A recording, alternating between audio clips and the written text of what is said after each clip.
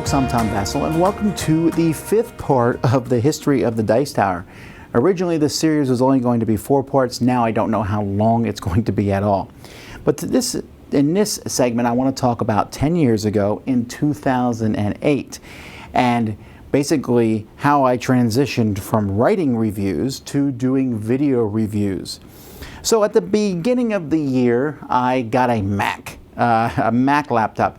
I'm not sure what made me get it. Someone at school recommended it. Up to that point, I had been using PCs, and I thought, well, maybe I could do a video every once in a while of something. And in fact, at the very beginning of the year, I took a couple videos, one of me and Sam preparing to do the Dice Tower, and one of me and Sam actually recording the Dice Tower. Be some pretty great things like Tide of Iron and Fire and Axe and Marvel Heroescape. While other games we were looking forward to, like Stonehenge, and even Sam was looking forward to Cineplexity.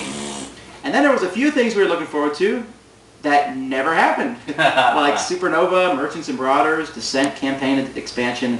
There was just some things that didn't happen. So Struggle for Rome is that Catan version, right? Right. Yeah. These weren't great videos or anything, but I took these videos, posted them online, and some people were interested to see behind the scenes. We figured it'd be a good idea to show people that it was just basically two guys doing a podcast together.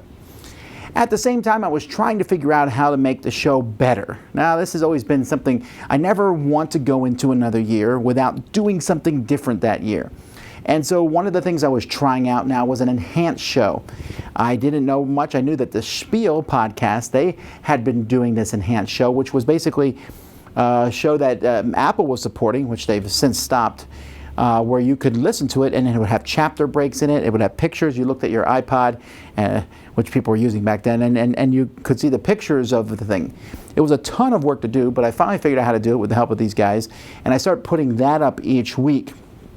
Also, in 2008, for whatever reason, we got a sponsorship from Your Move Games. Your Move Games, which is kind of a dead company at this point in time, but the owner of Your Move Games liked our show, wanted to support us, and so supported our show. It was pittance, really, compared to what we have now. It wasn't much, but it was enough for us to say, hey, we can buy some new microphones, we can do some new things, we can travel to a convention. It was a pretty big deal for us at the time. I also had a chance during this time frame at the beginning to go to Malaysia again. This time it wasn't for a convention. I still look at that first Malaysia convention as a thing that kind of catapulted me into looking at the Dice Tower as a big deal. But this second time I went for a teacher convention. In fact, I went as somebody who was doing seminars on how to utilize board games in the classroom. I'd done that at a few other conventions. So back in Malaysia again, I went and met up with some people. I remember distinctly playing Agricola for the first time there. And there was a full newspaper article that the board game cafe owner Edwin had written up on me. He did like a weekly column about board games. He was so excited. It was pretty neat. Unfortunately, I don't have a copy of this newspaper article anymore, but that was a lot of fun. In the beginning of the year, I also was approached by Bernie DeKoven, known as Major Fun. Major Fun, now he was a guy who talked and worked about making play a serious thing, and he did short reviews of games. And he approached me about becoming the next Major Fun, or at least working with him for a while. Now, just recently, March 24th of 2018, Bernie passed away. He was a very fun-loving person. I met him in person, I think, once, but we chatted a lot through Google Chat and just through emails. And I even wrote a few small, these are like short reviews. I found one I did for Bucci Ball. I think that was the first one that I did. And for the Major Fun website. And it was just too much, right? At the time, I was like, I'm not sure I want to split my brand, Dice Tower brand. Could Major Fun become part of the Dice Tower? I wasn't really sure. So that kind of fizzled away as time went by, because at the same time, I was now full-time pastor of the church there in Uijeongbu, Korea. And that took up a lot of my time. I had considered dropping board gaming completely to look at the church, but I realized I needed some sort of outlet to do things elsewhere. And so I was still writing reviews at the time. I got a lot of criticism on my reviews when I would write a review. I'm not a great writer, I know that. My wife would edit the reviews. And I got some criticism. I remember a game designers saying I wrote like an 8th grader, which was a little insulting to me because I taught 8th graders and I felt I'm slightly better than that. But be that as it may, one person said, you know, you have some mistakes here. I'll edit your reviews. And I said, sure. So that's Paul Sauberer. And so I started sending my reviews to him, and he would edit them. And we started this, I think, in 2008, where he was editing my reviews and I was posting them. I was still also running kind of 2 game groups, one on the military bases at Camp Red Cloud and Camp Casey. Major Ted Shin had helped me set all that up because there's a lot of paperwork to be able to get on bases. But that was fun. I would run one, I think every Tuesday night I would run one, and then one Saturday a month we'd run a bigger one. And I was also running occasion ones where I would gather together Koreans and English teachers who were off base together to come and play games. And during this time, I decided, I mentioned in the last one where we had run the Podcast Gaming Awards, I decided that I didn't want to deal with all this committee stuff. I just wanted to get these awards out, so I called them the Dice Tower Gaming Awards. I invited all the other podcasts to join me, and it wasn't like I was picking the awards. I never have. I just wanted to say, here's the categories, this is what we're doing, this is how voting is going to work, now let's do it. And it did make things a lot smoother, and I was very happy with them. Giles Pritchard, one of the contributors to our show, really helped and took charge and helped get together all the different awards for that time frame. Another huge thing that happened during this time was Timothy Pinkham contacted me. He said he was a composer, and he was interested in making the Dice Tower theme. I was thrilled to have my own theme. We had been jumping around from theme to theme. It took him a long time, I want to say almost a year, to get that theme done, which I do not, I mean, that's a lot of work to put music there. But he got me the Dice Tower theme. I was very pleased with it. And a few weeks later, he had even made a jazz version of that theme for me so that I could use that. And that's the one that you often hear as the opening for our video. In fact, I think our jazz theme is probably more well known than the actual regular theme. So all this was going down. I was like, okay, we got to get this podcast. Well, I want to make sure it's good. I ran a huge survey on the podcast.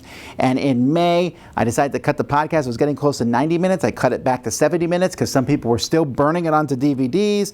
I had a lot of contributors, so I split them between the 2 different shows. We were at 3,000 downloads at the time, which I thought was humongous. I was so pleased about that. But I kept looking at this MacBook I got, and I said, it's so easy to record videos on it. And I knew that it was coming up time for me to do my annual top 100 list. I had just been typing it out and putting it on. I was like, man, that's a lot of work. What if I just sat in my game room, because I had a cool game room. What if I just sat in my game room, set my laptop up, used the webcam, recorded it myself? I knew that I liked to talk. Talking for me was so much easier than writing. And it seemed like it would be a lot easier editing-wise. Just recording, I'm done. I wouldn't have to sit there. My wife wouldn't have to go over it again.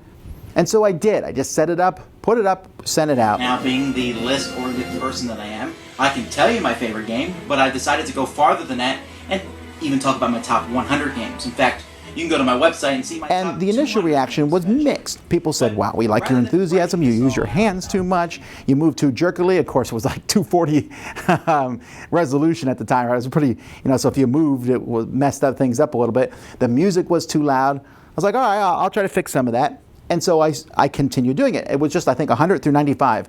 I was doing 5 games at a time. And when did I start that? In August 2008. So this was a big deal for me.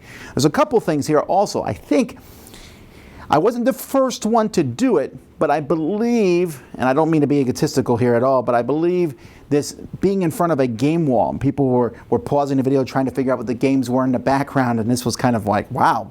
And nowadays, everyone does it in front of a game wall, which is, in fact, why I don't do that anymore. But people enjoyed that, and so I continued to do these. And I thought, wonder if I could do a game review this way. I'm falling behind on game reviews. This was back in the day when I thought I could keep up. I'm falling behind.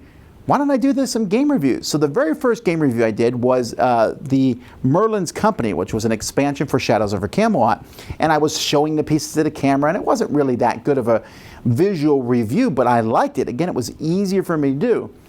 And so Paul emailed me and said, are you done doing written reviews? And I said, no, I'm just going to do these video reviews until I catch up. And in fact, I quickly transitioned out of doing written reviews. I believe the last written review I did was for Twilight Struggle. I might be wrong, but I did, or maybe Commands and Colors Ancients. It was a review. I was like, okay, I'm going to write the review out for this one. But I started enjoying doing these video reviews. They were not that good, but a couple things came to the forefront pretty quickly.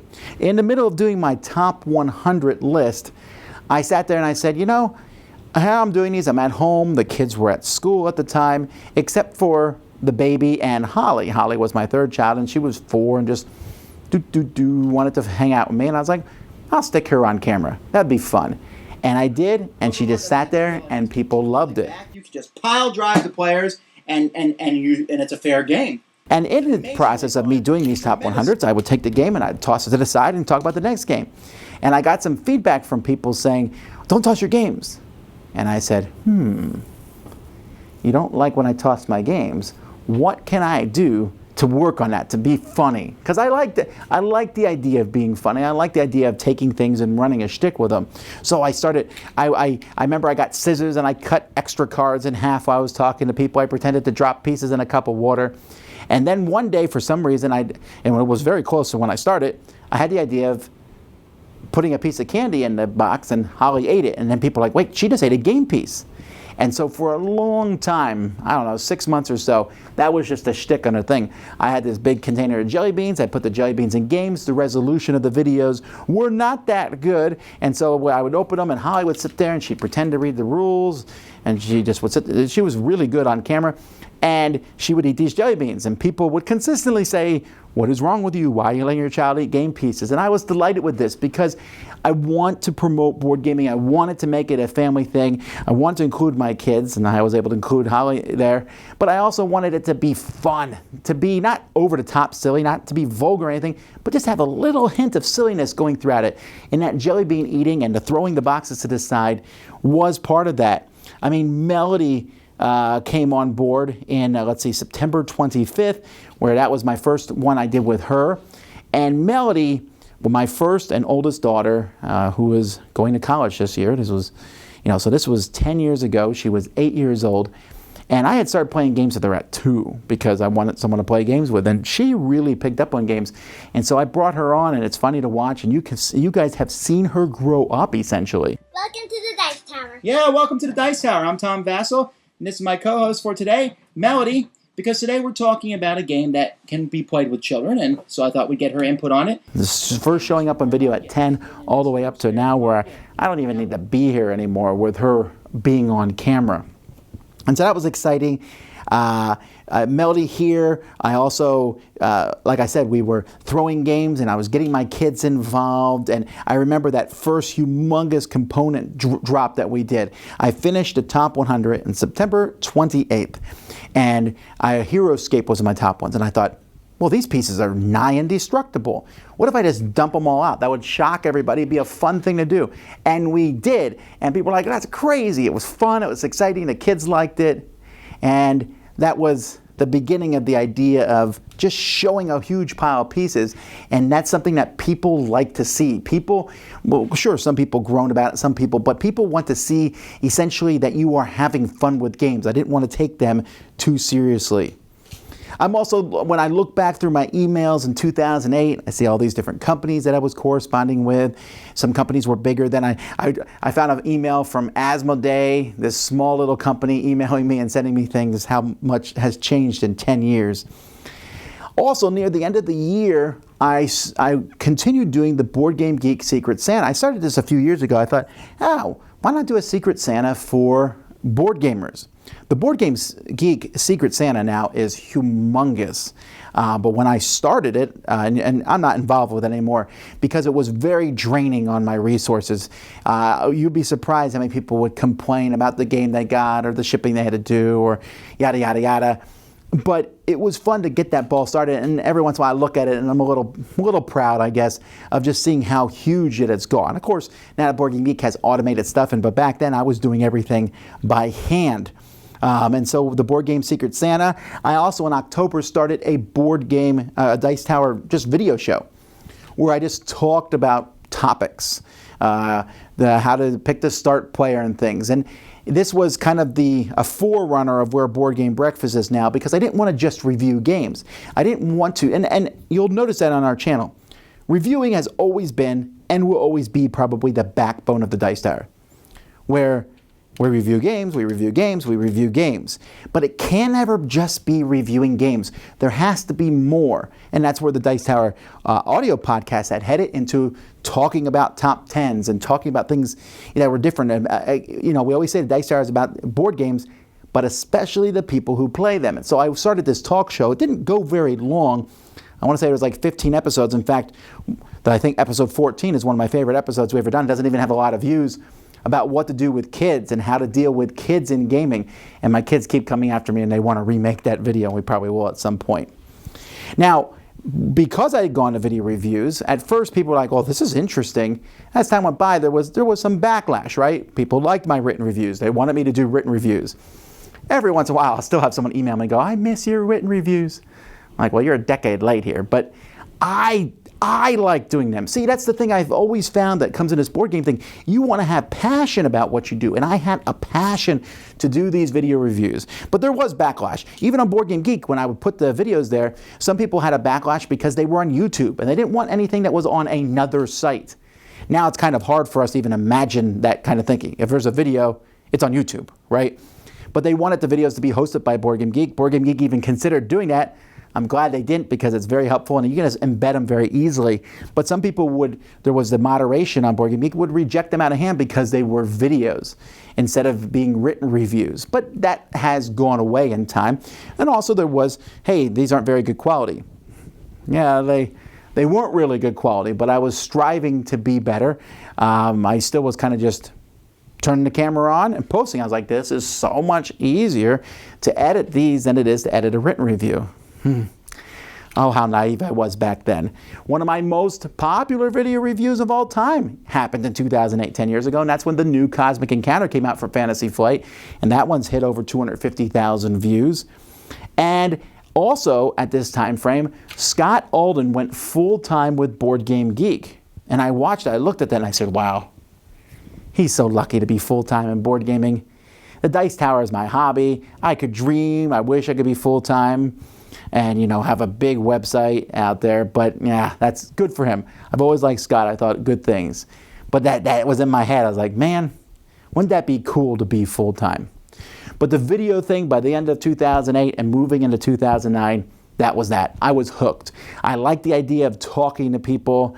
I liked the idea of making videos, this top 100, and making reviews.